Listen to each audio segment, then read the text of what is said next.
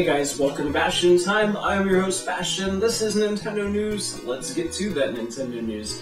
First of all, sort of a recap on a story that I did last week about a guy who said he's a developer and he was being asked, he said something in Twitter about how his game will be published on all applicable platforms, and somebody said, oh, okay, then what about Wii U and 3DS? And his response was, yawn, which is not at all appropriate if you want to be selling your games. I don't know.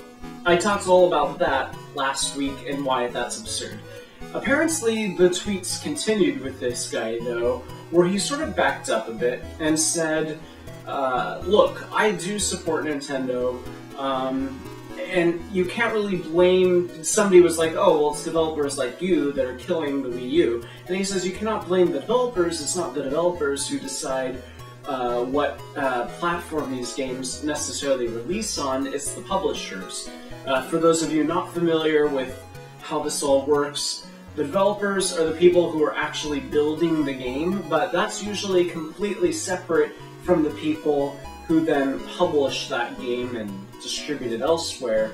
And the publisher is usually the person who makes all the big decisions, like how much are we going to give you, developer guys, to build this game? Because the developers don't usually front the money for the games they're developing, it comes from the publishers. So the publishers get to decide things like which consoles this is going to release on, and the release dates, and how big the budget is, and things like that.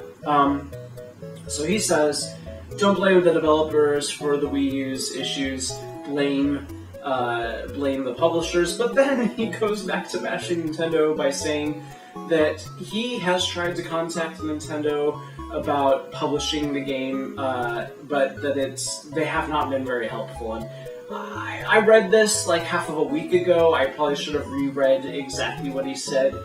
You can read it for yourself by clicking the link down below. But from what I remember, his complaint was not...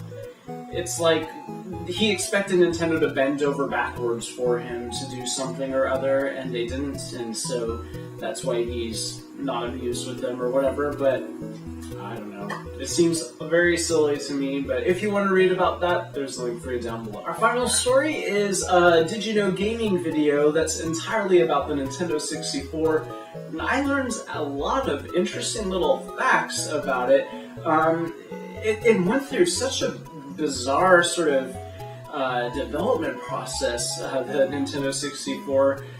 If you want to watch that video, it's very interesting, very informative. You can check it out in the link down below. That is it for this episode of Nintendo News. See you guys later on today for some Zelda news. I'm not sure that I'm going to have any kind of Sunday episode. I don't think I can think of anything off the top of my head that I want to do one about. So we'll have to wait and see about that. But I'll definitely see you back on Monday for some more Zelda news, more Nintendo news. See you then, guys. Bye.